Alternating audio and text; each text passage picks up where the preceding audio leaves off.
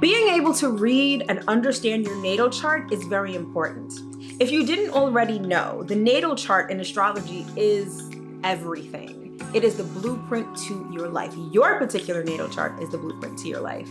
But what happens if you don't know how to read your natal chart, or you've looked at your natal chart and you are completely confused? No worries, this video is specifically for you. As a matter of fact, this series of videos is specifically for you. So welcome to part 1 of a 5-part series dedicated to reading your natal chart. Each video is going to discuss one component of the natal chart, and then the 5th and final video will put it all together. And I promise that by the time you finish this series, you will be able to read your natal chart like a pro. Or maybe not like a pro, but you'll be able to read and understand your natal chart. And in doing so, you'll be able to understand yourself and your life. All right, so this particular video is dedicated to the planets. All right, so without further ado, let's get into it.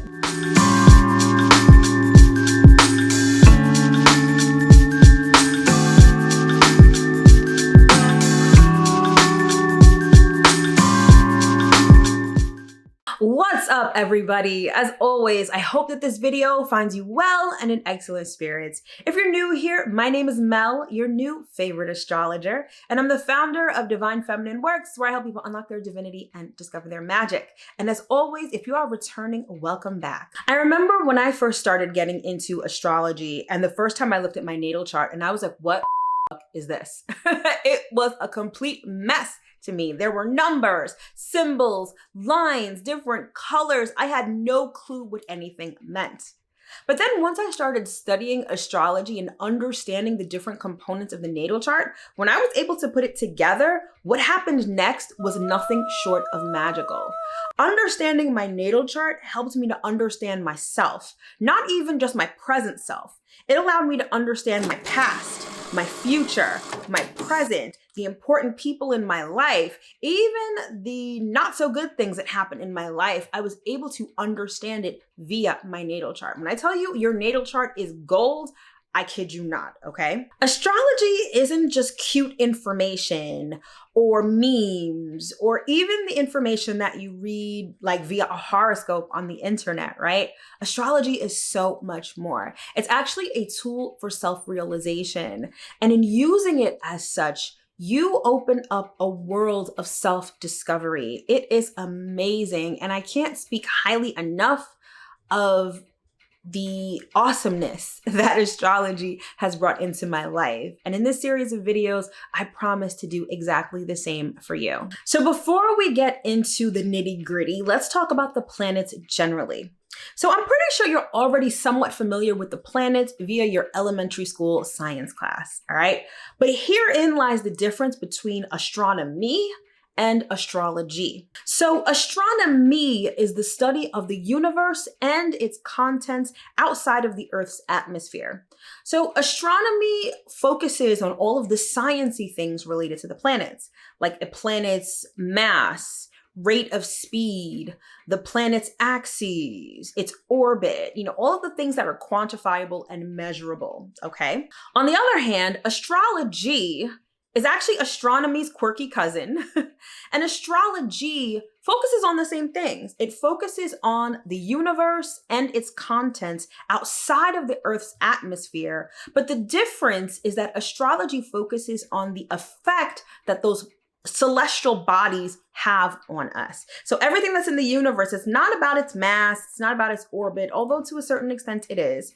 But astrology really focuses on how those things outside of the Earth's atmosphere affect us here on Earth, all right? So in my opinion, astrology and astronomy, they're related. They're just different sides of the same coin. So when people say that astrology is a science, when people say astrology is divination, they're actually both right, in my opinion. All right. But in any event, let's get back to the matter at hand. Each component of the natal chart answers a specific question. And the question that the planets answer is what? Planets represent the energies that are operating. Basically, the planets equal the different topics in our lives. For example, if you want to know more about money, or love as it relates to you and your life, you would look to Venus because Venus covers those topics. Throughout this series, I'm going to be using the analogy of a story, all right? So the story as a whole would be represented by the natal chart. The natal chart tells the entire story. Now, the planets are the topic of that story. You have the story, which is the natal chart, and the planets tell you what kind of story it is. If you're talking about Venus, it would be a love story. If you're talking about Pluto, it would be a drama. You get the deal. Or you'll understand more as I go further into the video. In astrology, there are 10 planets plus an asteroid, but I'll get to that later. And every single person has each planet in their chart. There's no one that has 9 planets or 6 planets. We all have 10 planets in our natal chart. Now, what makes us unique and different from the other person is the placement of those planets and the aspects that those planets make to other planets. I promise you'll understand everything that I'm talking about once you finish this series. So now let's take a look at each planet individually and what topics they cover. Everything revolves around the sun, so it makes sense that that is where we would begin. So in the natal chart, the sun represents everything that makes you, you. It is the essence of your being. Now, the sun is a planet, but along with the moon, it's also known as a luminary, as it is the ruler of the daytime. In the natal chart, the sun is identity and life purpose. Some of the other keywords associated with the sun are self-confidence, identity, vitality, self-development, and inner authority. In your natal chart, the sun can represent several different things. So it can represent, like I said before, your identity or your life purpose. It can also represent things that are energized. So wherever the sun is in your natal chart, that's where things are brought to light, and that's where things tend to be energized.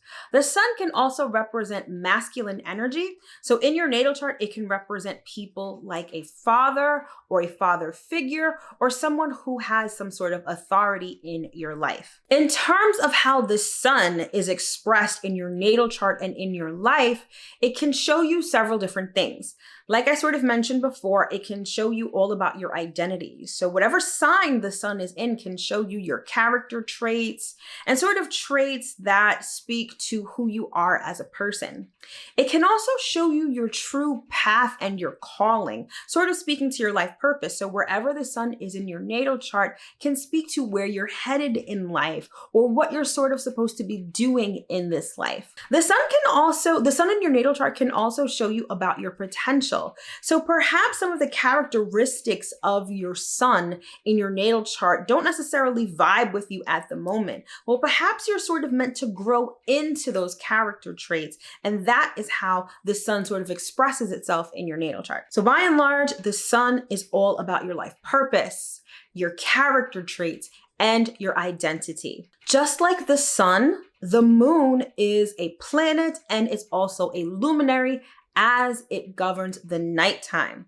All right, so on the one hand, the sun represents our personality and everything that makes us us. It also represents our ego and our outer world. In contrast, the moon still represents everything that makes us us, but it speaks more to our inner world. So the moon represents our subconscious, our inner world, and the things that we keep hidden from other people. The moon is instinct and protection. And some of the other keywords associated with the moon are intuition, inner world, subconscious, emotions, and cycles.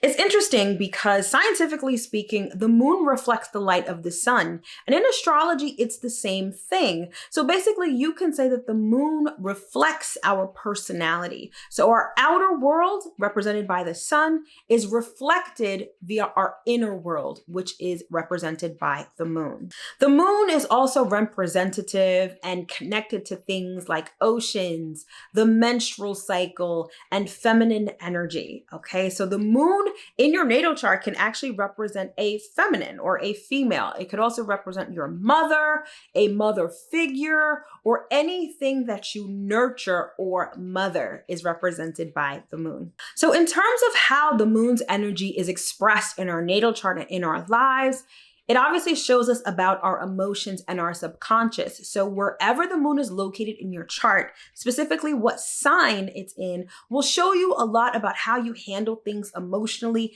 and your emotional nature in general. It also represents our early development. So before we're aware of ourselves, our external environment and the emotions that that environment invokes is represented by the moon. So you can learn a lot about your early childhood and the environment of your early childhood by looking at the moon in your natal chart.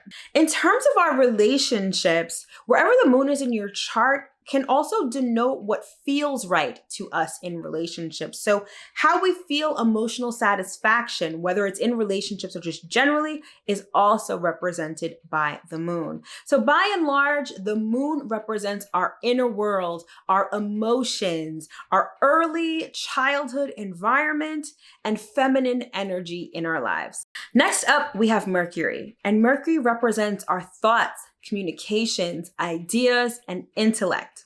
Mercury is communication and learning. So wherever Mercury is in your chart can let you know what your communication style is like, what your learning style is like, and how you interact with people generally. Some keywords associated with memory are thoughts, communications, learning, skills, factual knowledge, and short distance travel. So in the natal chart, Mercury can represent things like communications, whether it's text messages, emails, conversations.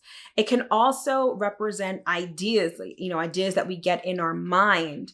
Thoughts that we have, the way that we talk to people, things that we learn, specialized skills and knowledge are all governed by Mercury. Mercury, if you don't know the story of Mercury, Mercury is represented by the god Hermes in Greek mythology. And Hermes was the messenger of the gods. Whenever the gods had to communicate, Hermes would send those messages. So the energy of Mercury is very fast and it's very communicative. It also has a very youthful and restless kind of energy. Think of a little kid that's sort of hyped up and is talking and going all over the place and running around. That's sort of the essence of Mercury energy, okay? Mercury is also known as the trickster though. So in being the communicator with the gods, right? In being the go-between amongst the gods, Hermes might distort some messages, may put some white lies in there. So there's this essence of Mercury energy that's a bit of a trickster. And we definitely see this when Mercury goes retrograde. Some other ways that Mercury is expressed in the natal chart is via education. So when it comes to learning specific fact-based knowledge, that is the essence of Mercury energy. So it represents things like schools, trades, and things of that nature. Mercury also represents trade and commerce. So when we talk about actually one-on-one transactions and transacting business and making deals, that is also the essence of Mercury energy, okay? And Mercury energy can be found in places like schools and marketplaces. You sort of understand where I'm going with this. So the essence of Mercury energy is communication and ideas. Next up, we have pretty much everyone's favorite, which is Venus. So Venus represents things such as love, money, friendship, fairness, and equality. But by and large, Venus is love and pleasure. Venus loves things to look beautiful.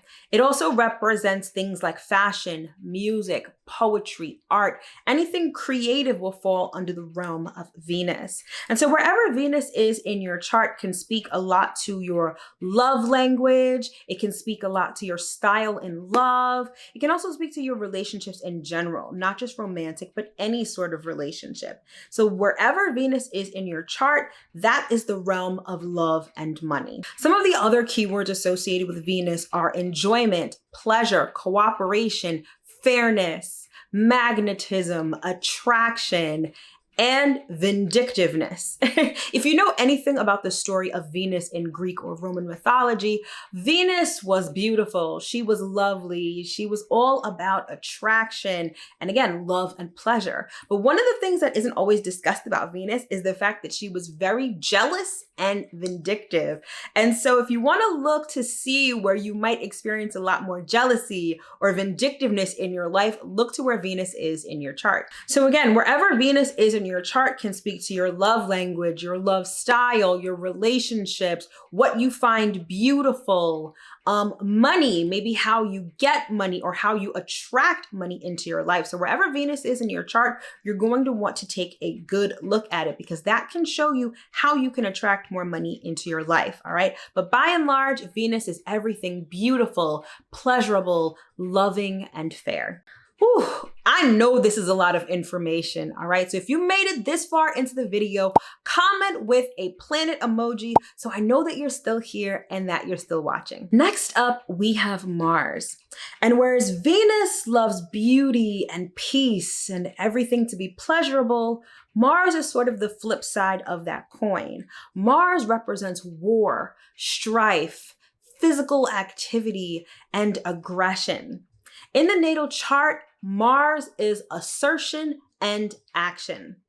Everything about Mars speaks to initiation. Mars loves to start things in a very abrupt and bold sort of way. Mars is not afraid to be confrontational. Mars is not afraid to speak its opinion. And most importantly, Mars energy is not afraid to stand up for what it believes in. So Mars energy is combative, it's aggressive, and represents war and strife, all right? There's a place for that in our lives, believe it or not. Some of the other keywords associated with Mars is strength, survival, endurance, physical activity, and aggression. So whenever you think of things like war, the army, the military, physical activity like exercising, even sex, all of those are governed by Mars. So wherever Mars is in your chart, that's sort of giving you an indication of what your fighting style is like, where you can be bold, where you can be headstrong, and where you can be a bit selfish, because Mars energy is all about the self. Also, wherever Mars is in your chart is where you exhibit courage.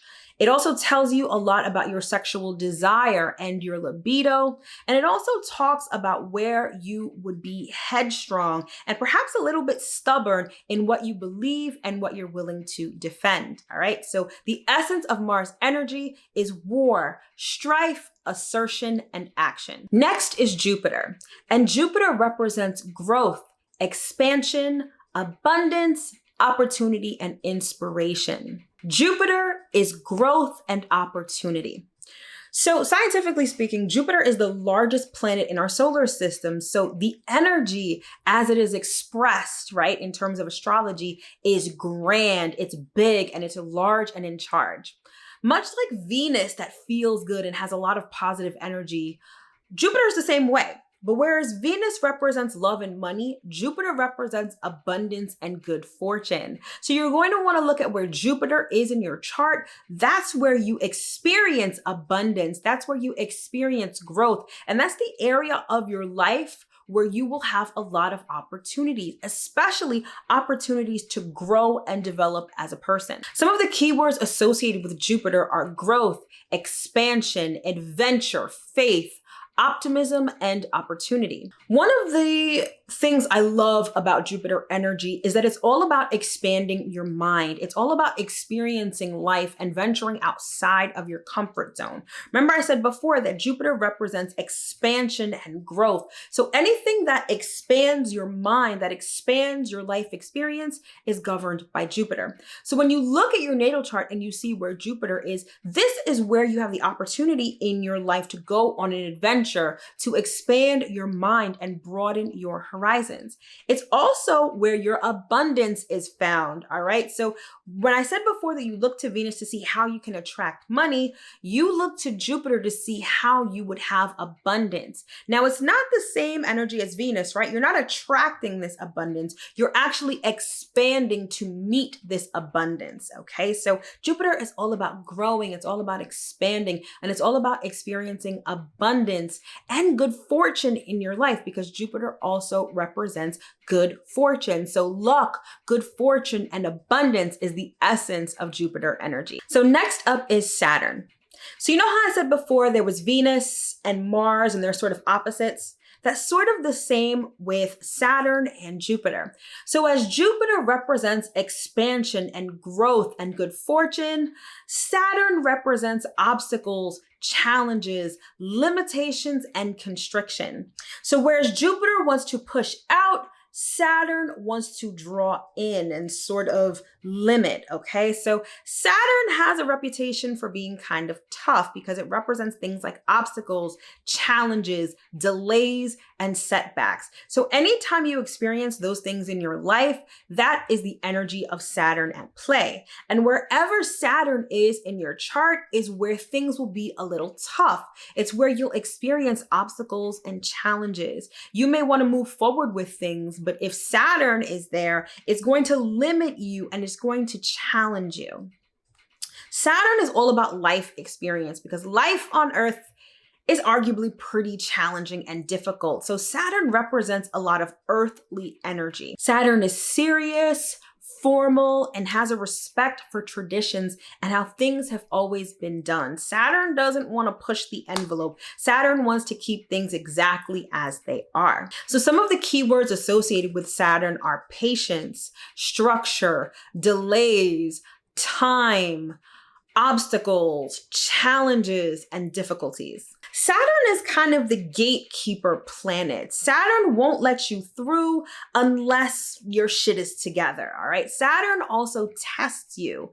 Karma is represented by Saturn. Time is represented by Saturn. So the difficulties that we go through in life, the challenges are ultimately meant to test us and is the essence of Saturn energy. Now, even though Saturn energy sounds like it really sucks, it doesn't because it's very necessary. Saturn tests us to make us better. So wherever Saturn is in your chart is where you may experience a lot of setbacks, a lot of delays, and a lot of obstacles, but it's also where you can experience growth because by overcoming those tests, overcoming those obstacles, you can develop as a person and move on to bigger and better things. Next up is Uranus, and Uranus represents change, freedom, surprises, and what I like to call the hand of God.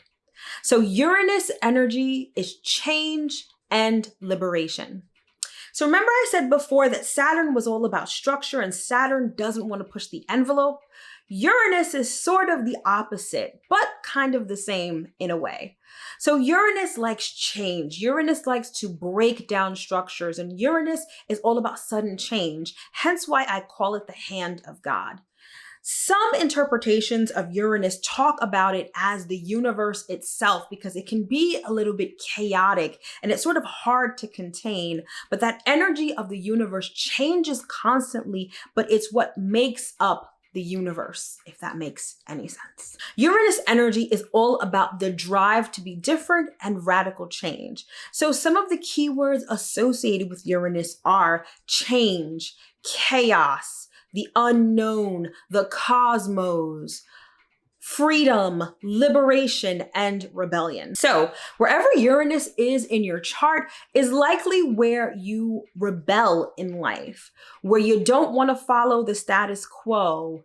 It's all about how you want to experience personal freedom and liberation. It's also where you may experience a lot of sudden change in your life. So wherever Uranus is in your chart, you may find that that's where you feel like you have no control, or that's sort of where fate steps in your life. Also, wherever Uranus is in your chart is where you like to experience liberation and freedom.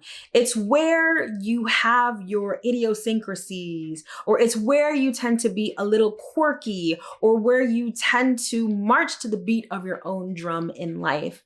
Uranus energy is very individualistic. So wherever Uranus is in your chart is likely where you stand out and where you have unique qualities. So by and large, Uranus energy is all about change. It's all about chaos, but it's also about liberation and personal freedom. Next up is Neptune, and Neptune energy is dreamy. It's fantastical. It's illusory, and it can be a bit deceptive. So Neptune energy is imagination and transcendence. So Neptune energy is very characteristic of dreams, fantasies, illusions, spirituality, the unknown, and deception.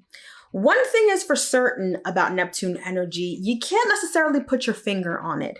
Neptune energy is sort of like having your head in the clouds, lost in daydreams, and focusing on your imagination. That's why Neptune energy is representative of escapism. It also represents things like drug use, addictive behaviors, anything that takes you out of reality is governed by Neptune. Neptune also rules things like the movies, entertainment, and the media. I want you to keep that in mind.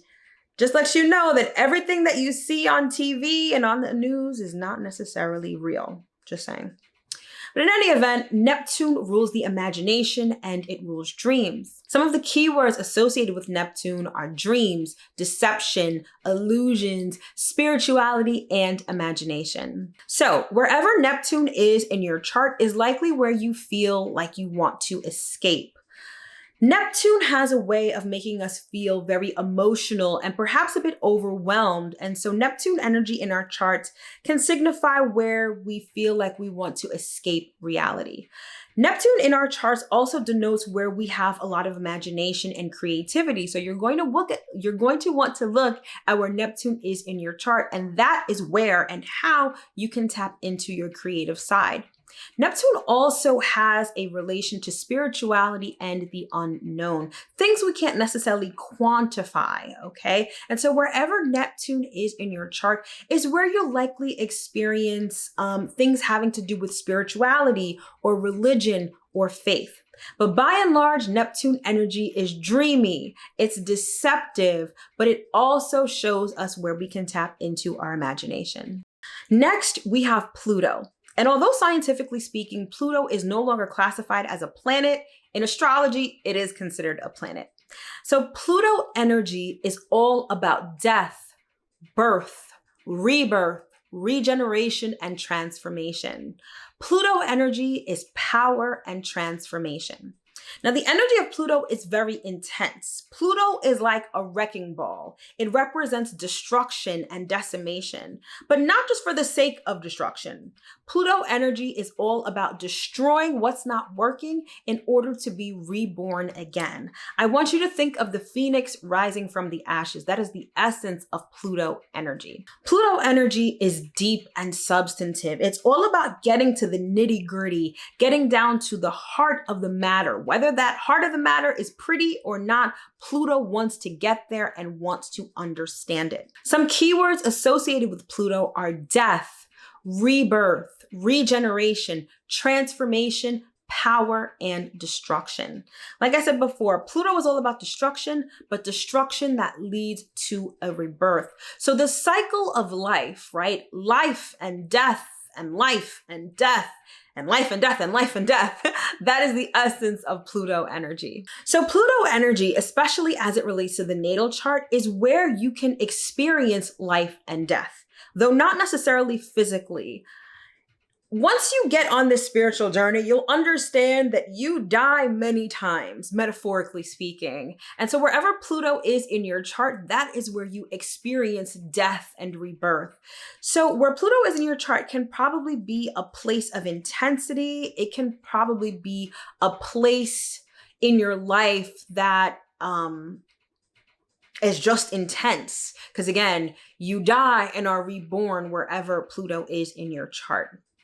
Pluto in your chart also shows you where you have power or where you feel powerless. So the topic of power, especially wherever Pluto is in your chart, power, control, all of those things are governed by Pluto. So look to see where Pluto is in your chart, and that's where you experience death and rebirth. That's where you experience power, but most importantly, that's the area of your life where you experience profound transformation. Pluto energy is intense, but it's transformational and ultimately beautiful. Next, we have Chiron. And I'm pretty sure you're like, what the hell is Chiron? Is Chiron a planet? Did I miss something? No, Chiron is not a planet, it's an asteroid. And it's actually located between Saturn and Uranus, thereabout, okay? Now, the reason why I'm mentioning Chiron in this video is that it plays a major role in our natal chart, even though it's not a planet. So Chiron has to do with healing.